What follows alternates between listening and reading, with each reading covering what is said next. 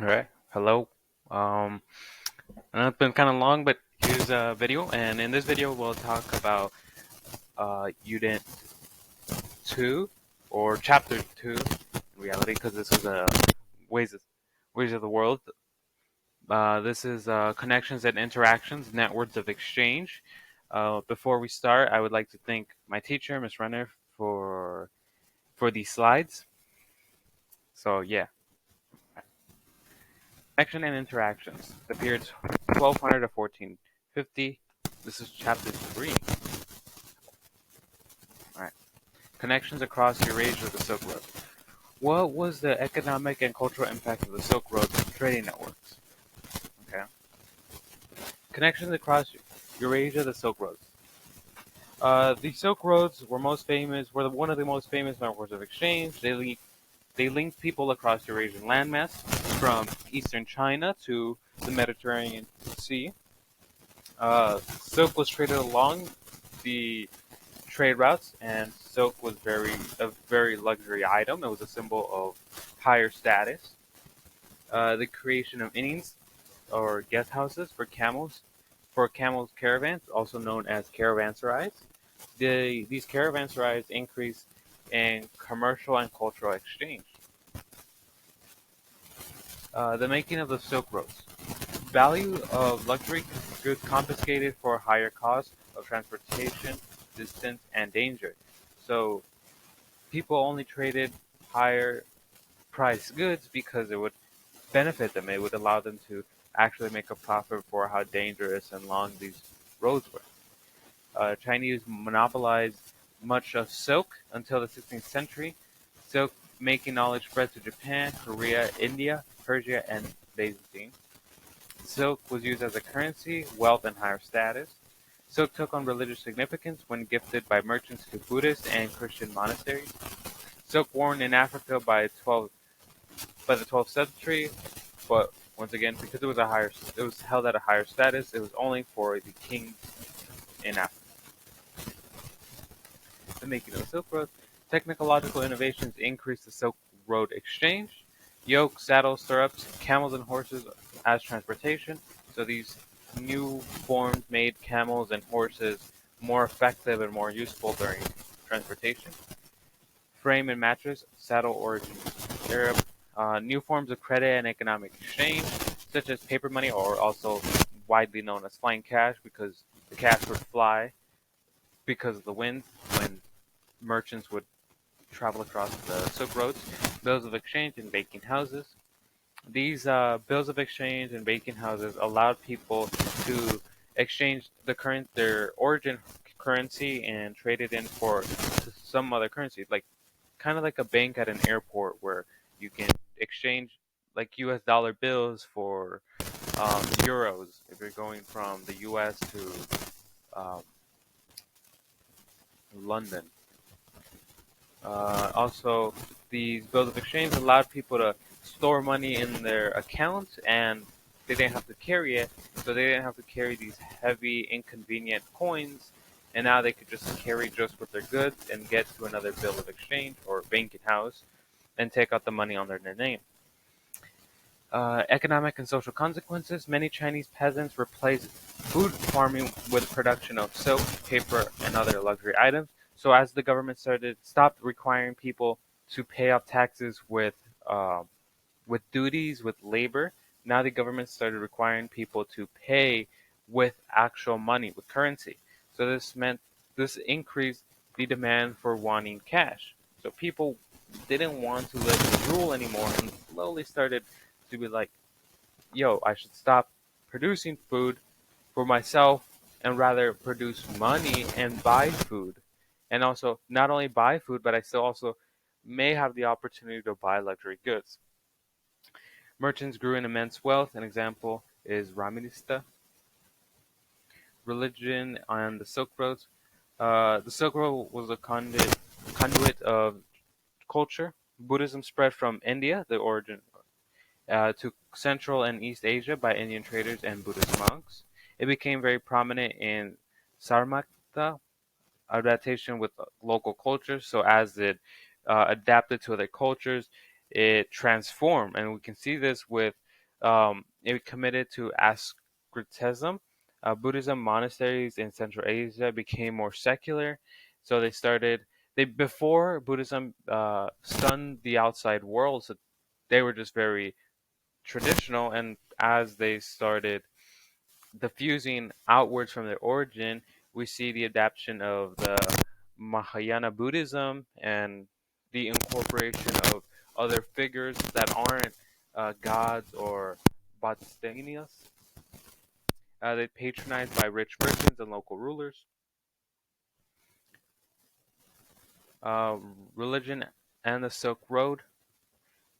Buddhism in China. Confucianist scholars saw Buddha as barbarian and un-Chinese. Buddhist and non-Chinese religions lost independency and came under state control.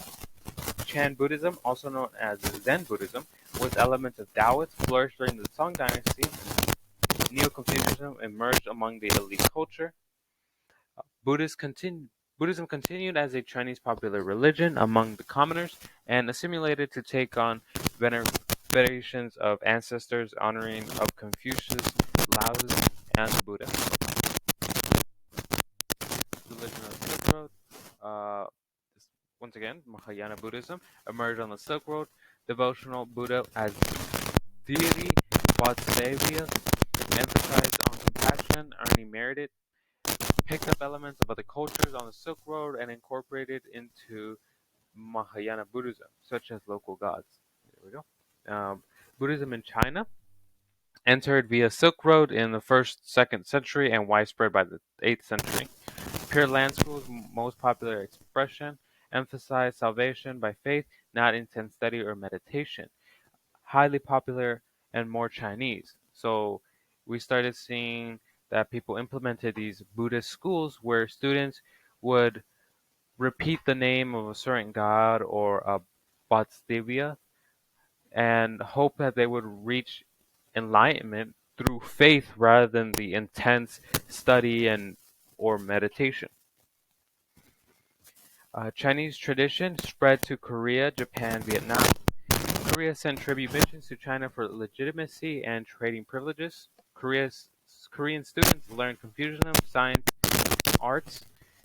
Japanese elites then bordered Japanese society, bordered heavily from Chinese culture. Elite class studied Neo-Confucianism teaching, history, calligraphy, and poetry. We also see that the traditional view of a man goes from being athletic, strong, to being more sophisticated and more wise. Chan Buddhism, or Zen Buddhism, in Japan, popular among the samurai class. Neo-Confucianism, adapted as the official ideology by Japanese in the 17th century.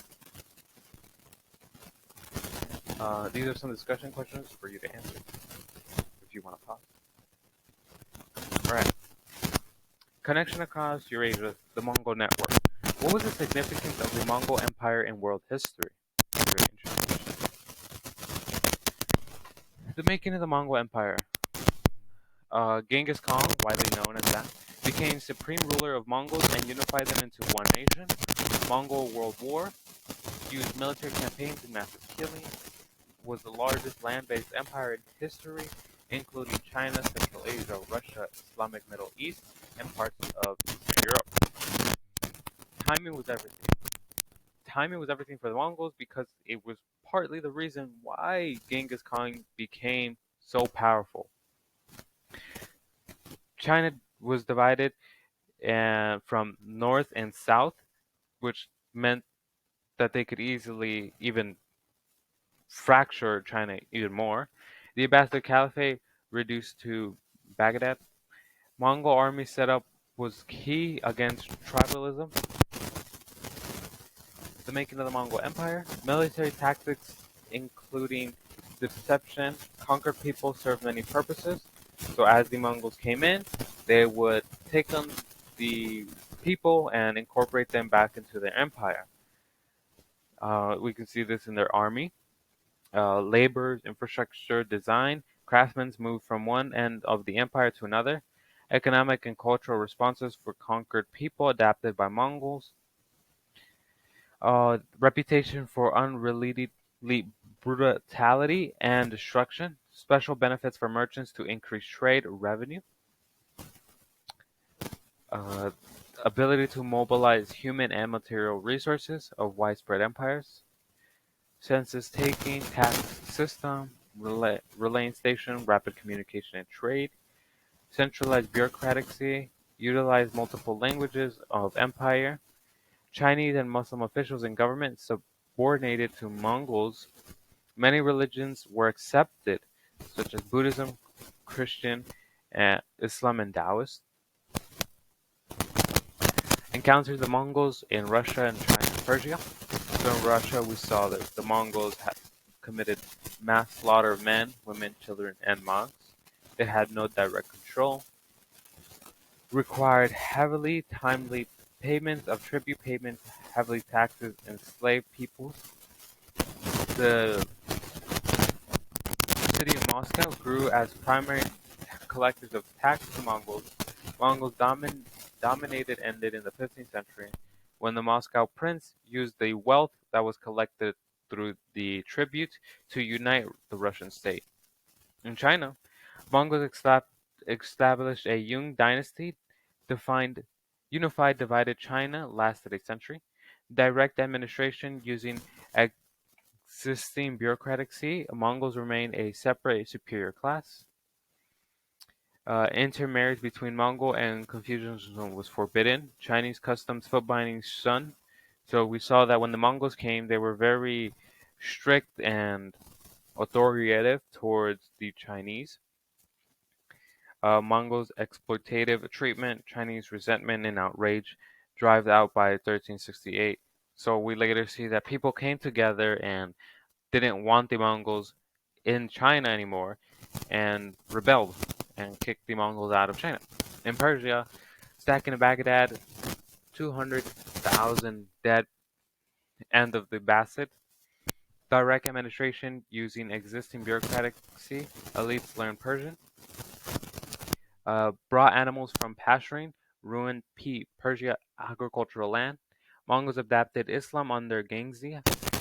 Many Mongols gave up pastoralism, became farmers, assimilated after 1330. So we can see a huge difference between China and Persia, where Mongols in Persia begin to assimilate and learn the language of Persia. And while in China, they don't learn the language of the Chinese culture, they don't assimilate into their culture. They kind of just reinforce their authority on China. The Mongol Empire as a Eurasian network, circulation of goods, information, diseases, warfare systems for east to west, enhanced security, merchants taxed to trade. Marco Polo, a visitor, he visited to Yukon court, created tales of China brought back to Europe, and this created a more demand to understand Chinese and other Asian cultures, thanks to Marco Polo. Diplomatic exchange between Mongols and Pope/European rulers was driven by fear, need for alliances, conversation prospect, cultural/people exchange, forced transfer of skilled workers, religious tolerance, support for merchants, westward flow of technology and ideas, gunpowder, networks, new knowledge, and new crops. So the Mongols created a more secure and politically secured trade route. This allowed a bunch of exchange of different things, not just silk, not just items, but ideas, technology. And this allowed much of Eurasia, a lot of civilizations in Eurasia to advance. Now, we did talk about the spread of the disease and Afro-Eurasian pandemic. Downside of large exchange networks was the spread of the plague from China to Europe and Africa via the Silk Road. The population decreased for 100 years. 50 to 90% of the population died because of the Black Plague. The volume of trade was reduced, and the Black Plague also led to the collapse of the Mongol network, Central Asian trade routes in the 14th and 15th century. Chinese, Persian, and Russian civilization were independent by the 1450. Europeans and Mongols, new Mongols of the sea. So we saw that the Europeans, after the spread of the reinforcement of the Silk Road, it allowed the Europeans to get introduced to a wide range of technological innovations, ideas, and political structures. And the Europeans were able to take on all these new things and basically apply it without having to face the consequences of the Mongols. A way I like to think of this is like it's a bit funny, but you can think of the Europeans and the Mongols in a game of Minecraft. If you played with friends, um, you may be able to relate to this. But if your friend is out playing and he's doing all the killing, all the collecting, all the harvesting, and then they die by like an Enderman, and then you just they say don't take my stuff, but you do it either way. You take their XP, you take all their stuff. You were essentially the Mongols. I mean, you were essentially the Europeans, and your friend was the Mongols. They were attacking, harvesting, protecting you, and then you just didn't have to face the consequences of the bad world, and you just took on all your friends' stuff and were like, yeah, I'm powerful now. I have better armor, better swords than you, and essentially that's what the Europeans did. So Europeans, but rather than on land, they were on the sea, and we'll later see the effects of this. There were superior naval technologies, created new networks of global trade and exchange, located in the periphery of established major civilization, plundered and killed people of wealthier civilization they encountered, brought devastating diseases, dramatic population decline, as we saw with the Black Plague, and then the Mongols, the original. They were superior horseback slash bow mobility technology, the creation of the Eurasian trade and exchange networks located in the periphery of established major civilizations. Plundered and they both also plundered and killed people of wealthier civilization they encountered. They also both brought on their diseases and decreased the population dramatically. All right. Connections across the Indian Ocean, the sea roads. In what ways did the sea roads network generated political, economic, and cultural changes in the region? The making of the sea roads. Goods that drove trade were Chinese porcelain, Indian cotton and pepper, East Africa ivory and gold, and Arabian incense. Monsoons drove the sea roads. If you don't know what the monsoons are, basically during the the summer, it would go from southwest and blow the wind towards. But during the winter, it would blow from northeast down. Mm, Never mind. My bad. I meant that during the winter, during the winter,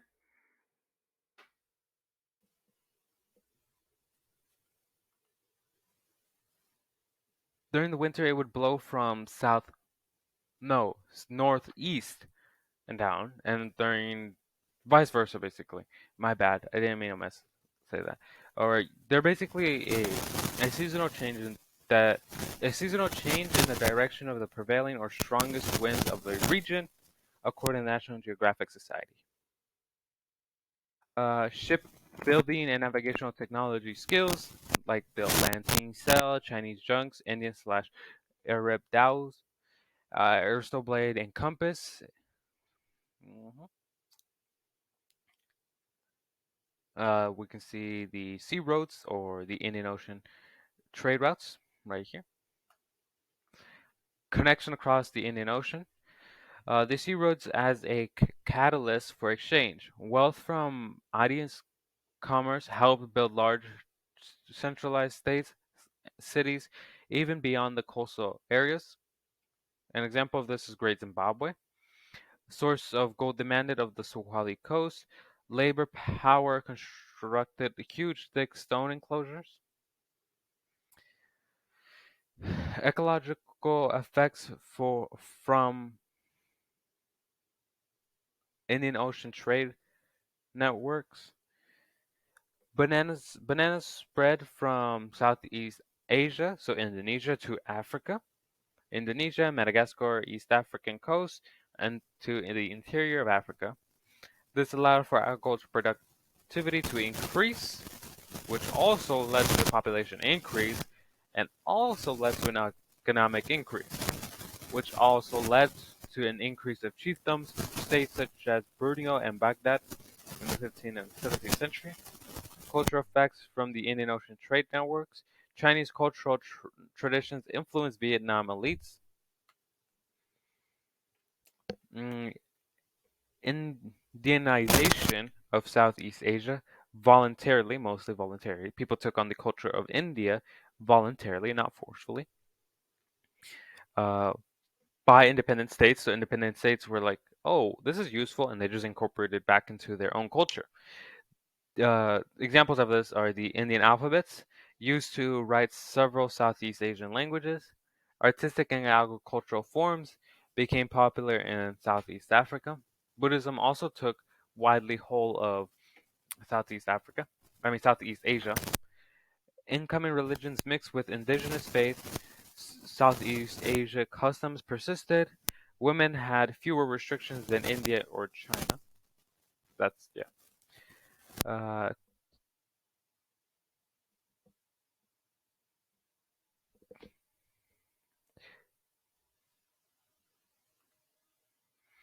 Islam braced by rulers to attract Muslim traders. Malaya Peninsula, strategic location of Strait of Malacca, made essential to Indian Ocean trade networks, considered world's first globalized city. Diasporic of foreign merchants, leaders oversaw trade and served as officials to sultanate courts, growing the Malaya identity in the 15th century, springboard for Chinese naval expeditions and Islamic/Islamic learning to rest of the region, blended with Buddhist, Hindu, and indigenous traditions.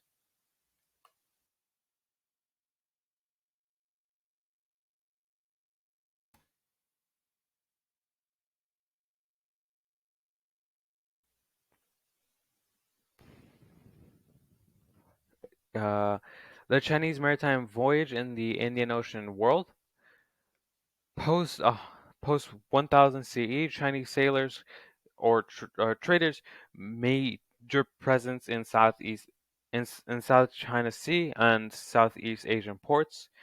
Ming Dynasty, which was later established after the Yuan Dynasty, launched giant fleet in 1405 to travel for 28 years, 300 ships, 27,000 people on behalf of Yonglin Captain King sailed to draw distant peoples into Chinese tributary system in exchange for gifts and trading privileges. The intent to establish Chinese power and presence in the ocean. Journals discontinued, ships deconfiscated after 1433, believed in Chinese superiority, neglected need for outsiders, shift focus to barbarians attacking from the north. So we saw that Chinese voyage was later discontinued because people saw that as unnecessary and unneeded to, so they just focus on internal issues. Chinese maritime voyages in the Indian Ocean world. Chinese merchants and craftsmen continued settling and trading in Japan, Philippines, Southeast Asia, but without government oversight. Consequences of Chinese withdrawal from the Indian Ocean, such as Chinese memory of Zheng Hing's voyages ignored until 21st century, present day, made it easier for Europeans with their small ships to enter the Indian Ocean trade trans networks with no large imperial navy to stop them. All right, on to number 4. Connections across the Sahara, the sand roads. How did the sand roads contribute to the spread of Islam in West Africa? The making of the sand roads, geography and resources, North Africa, cloth, glassware, weapons, books, manufactured goods. Sahara, copper, salt, oasis with dates. Sub-Sahara, textile, metal products, goods, and gold. You don't need to memorize each exact item that originates from, but you should have a general idea of what region produces elo- ecological zones, Saharan grassland, grain crops, millets, forest, yams, and koala nuts. Arabs in North Africa wanted gold, ivory, enslaved people from West Africa. West Africans wanted horse, dates, manufactured goods, and salt, which we later see a trade in between those. A turning point, the introduction of the Arabian camel to North Africa. They go for 10 days without drinking water. Initiated Trans-Saharan commerce between 300 and 400 Common Era. So the introduction of the camel was revolutionized the trading between North Africa and Asia. It allowed them to get introduced into Asian culture. Before, it was seen impossible for people to trade in the Trans-Saharan trade route. Uh, but who benefited the most were West African people, because they benefited from the trade. They were allowed to build larger new political structures. Islam in West Africa spread through trade post 1000 CE. Traders linked to Muslim trading partners, monarchs, sources of literate officials for government administration, religious legitimacy. Timbuktu became a center of learning and religion thanks to Masen Musa, the king of Mali, in 1321. In 1324, uh, built the largest mosque constructed by monarchs. Amongst elites, Arabic was language of religion, education, administration, trade, but not vernacular. Africanization of Islam. Commerce outside cities maintained indigenous religious and customs. Ibn Battuta and apparel. In what ways was the Islamic world an area of cross-cultural interaction? Okay, Islamic Green Revolution by 1200. The spread of agricultural crops within Dar al-Islam, sugarcane, rice, citrus, and almonds, and also a lot more. Those are some examples. Persian water management practices spread through Arabia, North Africa, and Spain. Because of the diffusion of the Islamic Green Revolution, there was an increase in food production, population growth, urbanization, and industrial development.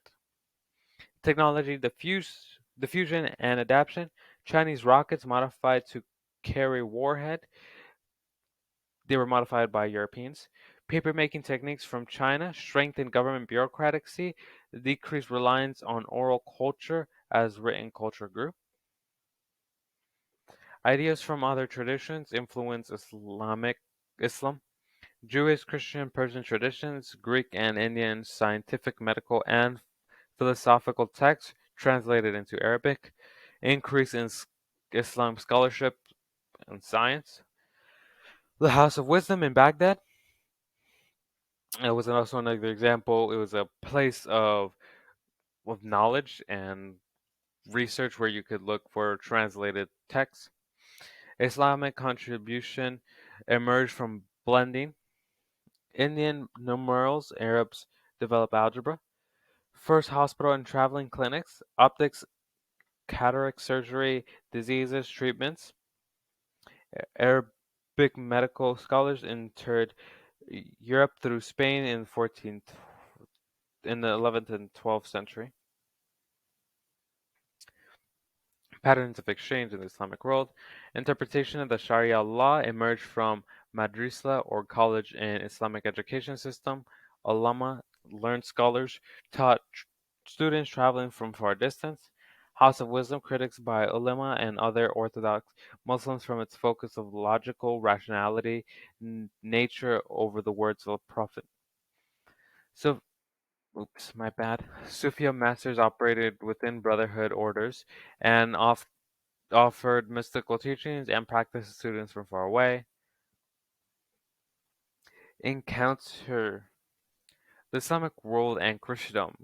Islamic/Christians encounters began in the 7th and 8th century, with the Middle Eastern land grabbed from Christians. Holy wars, because of the caused by the Crusades, began in 1095, 2 centuries. Oh, my bad. Concurrent with Mongol invasion, Muslim perspective uncalled for aggression, Christians' perspective defensive response taken on behalf of Christianity and the Pope due to previous Arab land grab and new Muslim surgics incursions. Crusading drew on Christian piety and warrior culture of the European elite. Encounter the Islamic world and Christendom. Despite lack of centralized coordination, crusades supported by various kings, lords, nobles, merchants with organization of finance, transportation, and recruitments. Most most famous crusade voyage to siege Jerusalem and other holy places from Islamic control. Mass slaughters of Muslim and Jews. Four small Christian states created by recaptured by Muslims. Muslims view of Western European Christians as uncivil barbarians, dirty and a threat to Muslim women.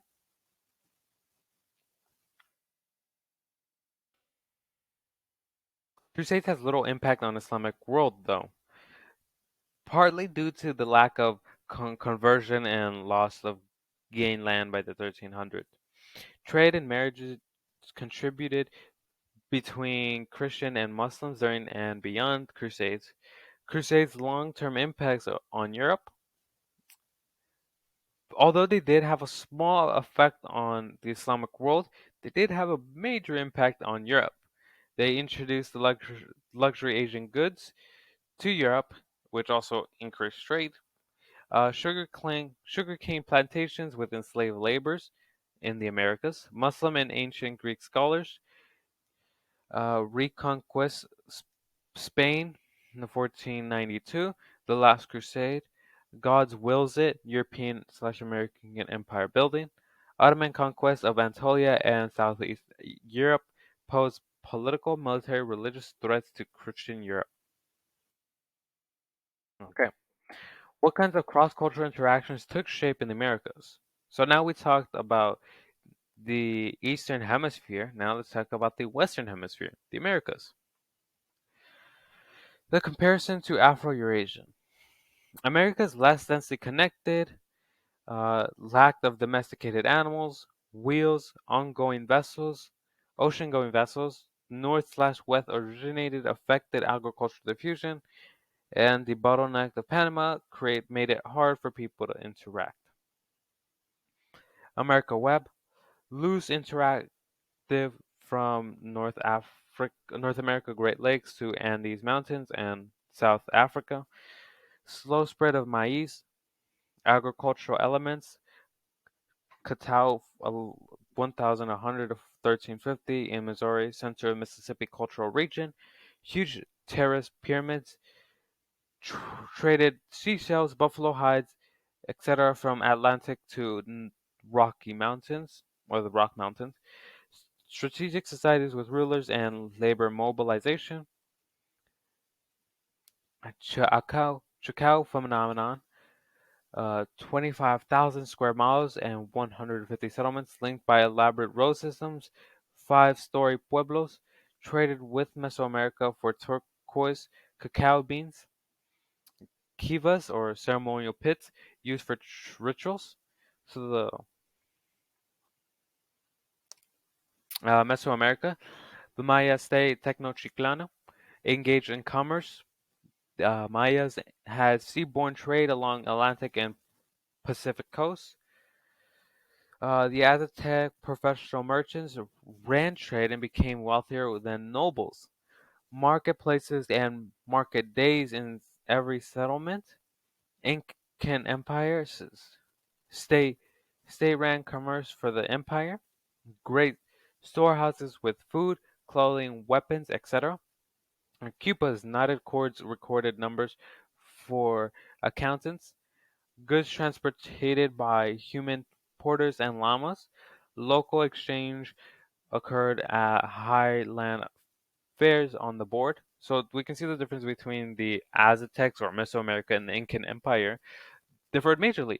In the Mesoamerica, they had an abundance of merchants and people who were ready to trade, while in the Incas they had a major building, a major house where people could go and exchange or gather resources. And it was ran by the state rather than ran by individuals. Here in this image, we can see the Incan roads stretched thousands of miles. It's still used a lot to this day, to present day. And that's the end of this lesson or review for chapter 3 of the Ways of the Wonder.